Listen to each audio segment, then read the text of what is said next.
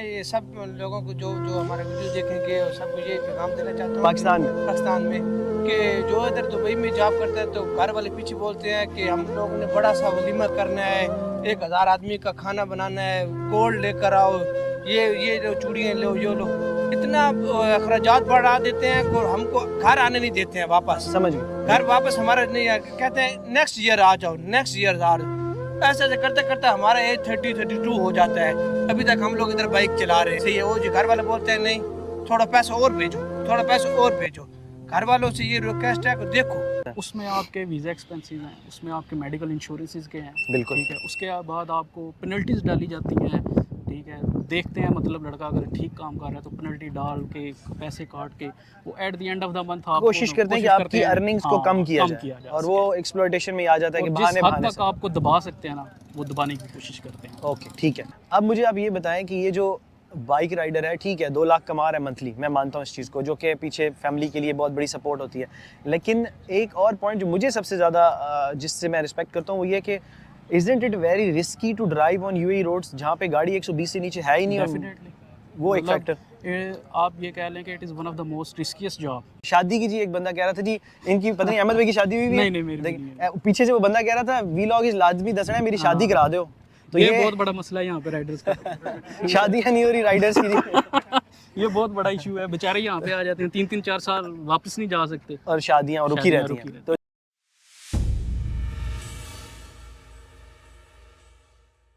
अस्सलाम वालेकुम दोस्तों, आज हम मौजूद हैं एक बहुत ही अहम section of the society, delivery का जो सेक्शन है। डिलीवरी बॉयज़ जो हैं, डिलीवरी राइडर्स जो हैं, उनको मैं वैसे भी बड़ी रिस्पेक्ट सी नज़र से देखता हूँ, क्योंकि हम लोग जब घरों में सो रहे होते हैं, बारिश तूफ़ान आंधी गर्मी आराम कर रहे होते हैं, तो वो इस चीज़ को पसे पुश्त रख के हमारी खिदमत के लिए हमेशा मौजूद होते हैं। आज हमारे साथ अहमद सफ़ीर भाई मौजूद हैं, जिनका ताल्लुक़ पाकिस्तान गुजरात से है। उनसे मैं कुछ सवाल जवाब करूँगा, और जैसे कि मेरा आपसे एक प्रॉमिस था कि आप तक सिर्फ सब्ज़ बाग नहीं लाए जाएंगे, आप तक हकीकत लाई जाएगी और दोनों चीज़ें बैलेंस्ड ओपिनियन दिया जाएगा कि क्या आसाइशें हैं और क्या आजमाइशें हैं, क्या उनकी यहाँ पे उनको क्या बेनिफिट्स हैं और क्या कुर्बानियाँ उन्होंने दी हैं, क्योंकि परदेसी जो हैं वो ज़्यादातर कुर्बानियाँ देते हैं जो कि निगलेक्ट हो जाती हैं। लोग ज़्यादातर अर्निंग्स की तरफ फोकस करते हैं। तो अहमद भाई की तरफ चलते हैं। अहमद भाई, thank you so much for joining us. सबसे पहले मैं उनका शुक्रिया अदा करूँगा कि उन्होंने मुझे इजाज़त दी इस इंटरव्यू की। अहमद भाई, कुछ बताएँगे आप कब से UAE में हैं? मुझे तकरीबन 2.5 साल हो गए हैं यहाँ पे। 2.5 ईयर्स हो गए। आपकी एज पूछ सकता हूँ? मेरी एज है 33। 33 ईयर्स एज है अहमद भाई की, और तकरीबन 2.5 साल आपको हो गए हैं UAE में।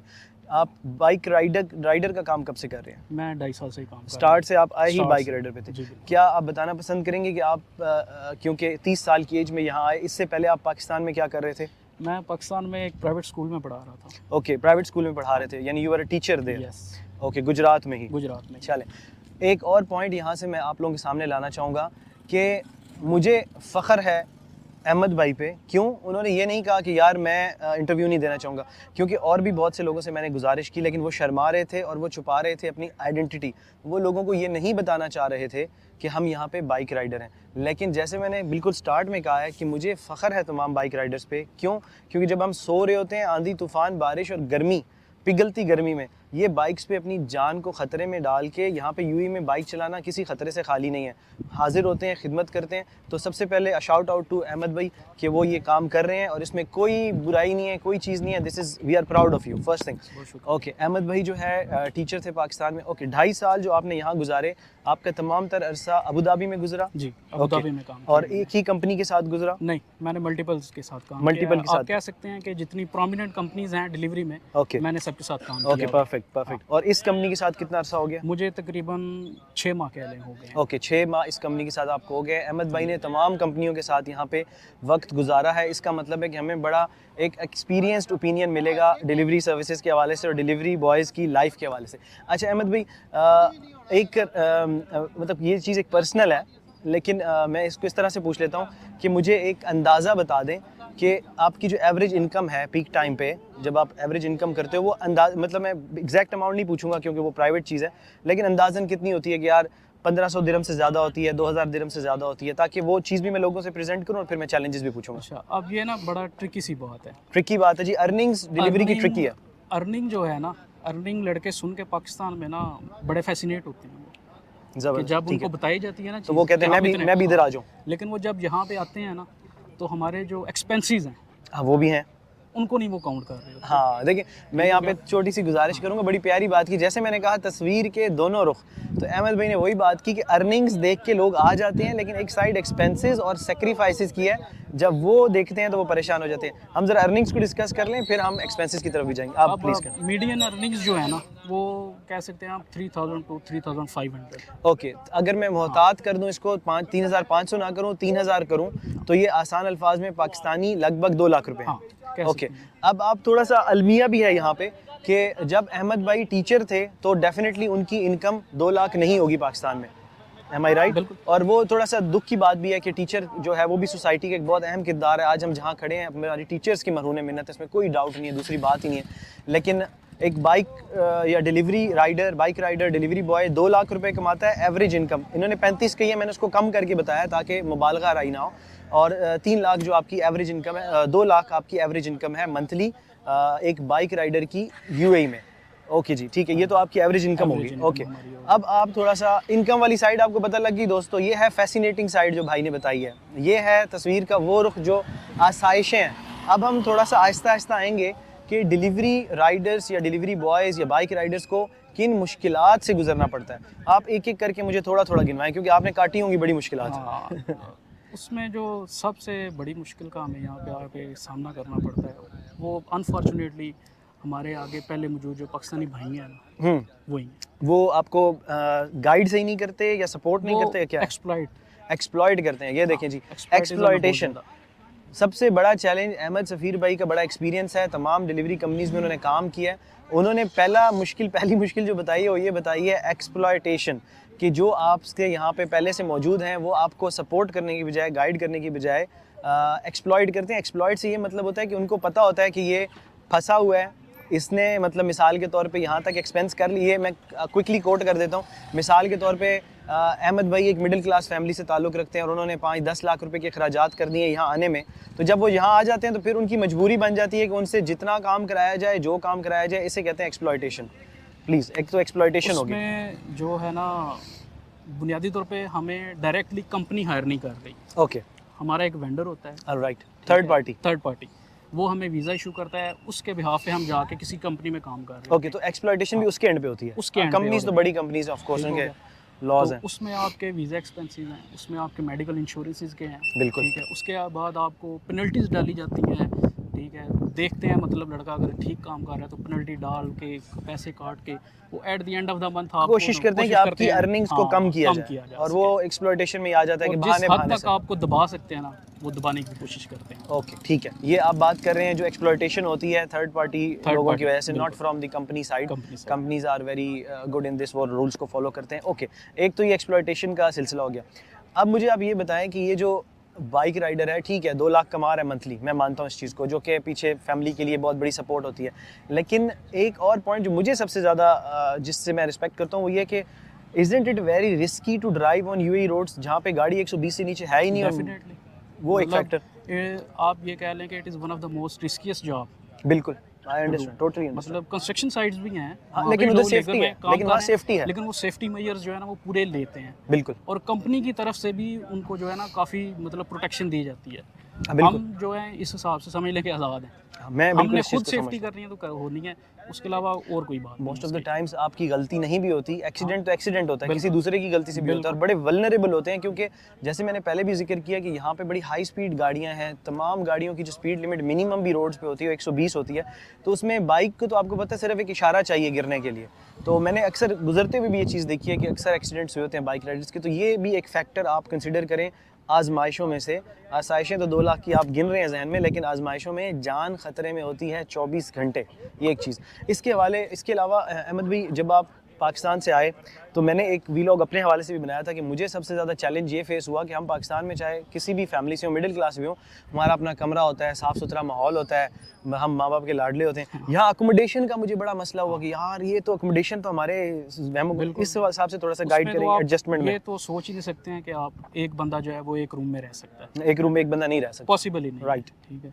शेयर्ड अकोमोडेशन है, अगर आप कहीं मतलब 3-4 राइडर मिल जाते हैं और वो अपना एक्सपेंस बढ़ा लेते हैं, वो अच्छा खर्च बन जाते हैं। हाँ, अगर ओके, ठीक है, तो कह लो कि आप एक रूम में 3 कम से कम 4 हाँ, 3-4 इतने लोग लोग रह रहे होते हैं। 3-4 वो अदरवाइज ऐसे रूम भी हैं, स्पेशली आप मुसफ़ा पे वाली साइड पे चले बिल्कुल, जाओ, उसमें हैं एक ज़्यादा एक लोग। रूम में 15-15, 16-16 लड़के, 20-20 लड़के रह रहे हैं, ठीक और है। आप वो रूम जाके देखो, आप मुश्किल होती सांस नहीं ले है, सकते मुझे उस कमरे अंदाज़ा में। है इस चीज़ का। ऐसे मुझे रूम्स होते हैं। ठीक है, अब ये भी एक एलिमेंट ऑफ सेक्रीफाइस है कि जब पाकिस्तान में बंदा होता है तो हम किसी दूसरे को अपने कमरे में आने भी नहीं देते कि ये जी ये मेरा कमरा है, ये जी मेरे हिसाब से बना हुआ है। तो यहाँ पे ये है कि ये भी आपको एक एडजस्टमेंट करनी पड़ती है। और इसके साथ साथ देखें क्योंकि यहाँ पे एक मल्टी नेशनल कल्चर है, यहाँ पे आपको अहमद भाई के कुलीग्स इंडियन भी होंगे, अहमद भाई के कुलीग्स नेपाली भी होंगे, श्रीलंकन भी होंगे, तो फिर हर नेशनैलिटी के साथ भी कॉम्प्रोमाइज़ करना, उसमें फिर रिलीजन भी होते हैं, कुछ मुसलमान होंगे, कुछ हिंदू, कुछ बुद्धिस्ट, तो सबको मिला के चलना भी एक जिसे कहते हैं कि आप कह लें कि कुर्बानी होती है या सेक्रीफाइस होती है या एडजस्टमेंट होती है, कॉम्प्रोमाइज़ होते हैं। क्योंकि ज़ाहिरी बात है जब आप अपने सिस्टम से चल रहे होते हो तो आपको तो अपना ही सिस्टम समझ आता है, लेकिन जब आपके साथ दूसरे लोग मिलते हैं तो आपको बहुत सी कुर्बानियाँ देनी पड़ती हैं। इसके अलावा अहमद भाई आपके जहन में आज आप क्या सोचते हो, आज से 2 साल पहले क्या होता, या कुछ चीज़ें ऐसी होती हैं ना कि यार काश मैंने ये चीज़ की होती, या मेरा ये फ़ैसला दुबई आने का ठीक था या नहीं था, इसके हवाले से थोड़ा सा अगर गाइड कर टू बी फेयर, इसमें ना आप कह तो बहुत कुछ सकते हैं, लेकिन जैसा मेरा बैकग्राउंड है उस हिसाब से मेरा फैसला ठीक था। ठीक, आपको ज़रूरत थी। हाँ, ज़रूरत थी, ओके, क्योंकि पाकिस्तान के हालात इस काबिल ही नहीं रहे हुए। अंडरस्टैंड, ठीक हो गया? टोटली तो आप जहाँ पे जितना काम कर रहे हैं, अब एक्सपेंसेस आप निकाल के ना, फिर भी महीने का 70 से 80 हज़ार रुपया पाकिस्तान भेज रहे हैं। ठीक है, विच इज़ गुड, ठीक है। Fair enough. हाँ, और पाकिस्तान में आपको कौन सी ऐसी जॉब है नहीं है, जो आपको नहीं है, 70-80 हज़ार नहीं है 70-80 हज़ार एक पाकिस्तान में एक बड़ी हाई फाई अच्छी जॉब की, बैंक्स के मैनेजर्स की, इस तरह से लोगों की। मैंने आपसे पहले गुजारिश की थी कि मेरे कुछ कैफ़ेज़ भी हैं, तो मैं जब वहाँ पे कैफ़े में बंदों को लेने गया तो मैं उनको पाकिस्तानी रुपयों में सैलरी बता रहा था कि यार मैं आपको 1500 दूंगा, तो वो तकरीबन 1 लाख बनते हैं। तो मेरे साथ जो दोस्त हायरिंग करने गया हुआ था वो एक स्कूल का प्रिंसिपल था, तो उसने कहा यार मैं बर्गर लाने सीख लिया, मैं तो मैनू भी इतने देंगा, तो उसका भी जहन था कि मैं इस तरफ ही आ जाऊँ, बाहर की तरफ ही। तो ठीक है अहमद भाई, और कोई आप मैसेज देना चाहें अपने दोस्त अहबाब को, अपने यूथ को, यंग को? आपकी एज 33 है, तो जाहिर बात है आपसे कुछ लोग बड़े हैं, आपसे कुछ लोग छोटे हैं। बड़ों से तो गुजारिश कर सकते हैं और छोटों से शादी की। जी एक बंदा कह रहा था जी इनकी पता नहीं अहमद भाई की शादी हुई भी है? नहीं, मेरी नहीं है। पीछे से वो बंदा कह रहा था वीलॉग इज लाजमी दसना है, मेरी शादी करा दो। तो ये बहुत बड़ा मसला है यहाँ पे राइडर्स का। शादियाँ नहीं हो रही राइडर्स की जी। ये बहुत बड़ा इशू है, बेचारे यहाँ पे आ जाते हैं 3-4 साल वापस नहीं जा सकते, और शादियाँ रुकी रहती हैं। तो जी ये भी इस वीलॉग के तवस्सुफ से मैं सब पेरेंट्स को, सब दोस्त अहबाब को गुजारिश करूँगा कि अपने दोस्तों को ले जाओ, अपने बच्चों को ले जाओ, इनकी शादियाँ कराओ। मैं जब वीलॉग बनाने लगा था मैंने कहा मैं आपसे मसाइल के हवाले से अहमद भाई पूछूंगा, तो पीछे से 3 लड़कों ने आवाज़ें दी कि साड़ी शादी की गल ज़रूर करना। तो शादियों के लिए जी जितने भी बाइक राइडर्स हैं उनके लिए हम मुहिम भी चलाएँगे इंशाल्लाह।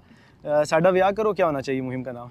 ये पूछ लें जो भाई ज़्यादा तंग हो रहे थे। ये सारे जो है ना, घर वालों को ये एक मैसेज है कि ज़्यादा अखराजात नहीं करे, बड़े बहुत वलीमे करते हैं। बहुत खूबसूरत बात। गोल्ड आप मेरे पास आ जाएंगे?